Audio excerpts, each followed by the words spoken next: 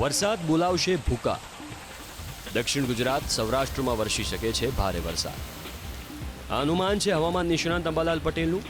અંબાલાલ પટેલે 4 જૂન સુધી રાજ્યના મોટાભાગના જિલ્લામાં ગાજવીજ સાથે વરસાદની શક્યતા વ્યક્ત કરી.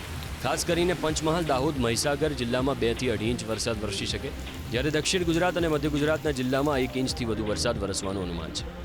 અંબાલાલ પટેલના અનુમાન મુજબ 8 અને 9 જૂને દક્ષિણ ગુજરાત અને દક્ષિણ સૌરાષ્ટ્રમાં ભારે વરસાદની સાથે અતિવૃષ્ટિ પણ થઈ શકે.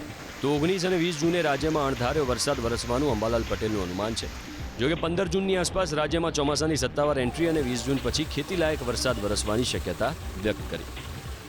રોહિણી નક્ષત્રમાં સખ્ત પવનના તોફાનો અને ગાજવીજ સાથે વરસાદ થવાની શક્યતા છે.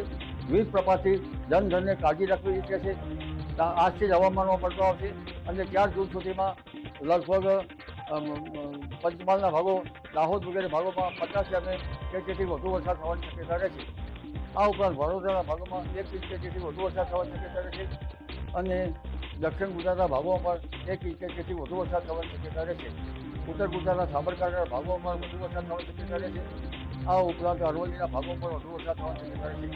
ઉત્તર ગુજરાતના અન્ય ભાગોમાં વધુ ઓછો વરસાદ થવાની શક્યતા રહેશે. દક્ષિણ સૌરાષ્ટ્રના ભાગોમાં 1 ઇંચ કે તેથી વધુ વરસાદ થવાની શક્યતા રહેશે. વરસાદ ગાજવીજ સાથે થવાની શક્યતા રહેશે. મહુવા, ભાવનગરના ભાગો પર વરસાદ થવાની શક્યતા રહેશે. આ ઉપરાંત ગીર સોમનાથના ભાગોમાં પણ વરસાદ થવાની શક્યતા રહેશે. વરસાદ 1 ઇંચ કે તેથી વધુ થવાની શક્યતા રહેશે. પશ્ચિમ સૌરાષ્ટ્રના ભાગોમાં પણ વરસાદ થવાની શક્યતા રહેશે. લગભગ દ્વારકા, પોરબંદરના ભાગો વરસાદ થવાની શક્યતા રહેશે. જામનગરના ભાગોમાં હવામાનમાં બદલાવ આવી શકે, પછી ત્યાં વરસાદ થઈ શકે. ઉત્તર સૌરાષ્ટ્રના ભાગોમાં પણ પછી વરસાદ થવાની શક્યતા રહેશે. એટલે આ વખતે રોહિણી નક્ષત્ર ઉતરતા પણ વરસાદ થશે. રોહિણી નક્ષત્ર ઉતરતા વરસાદ થાય તો પછી સારો વરસાદ થવાની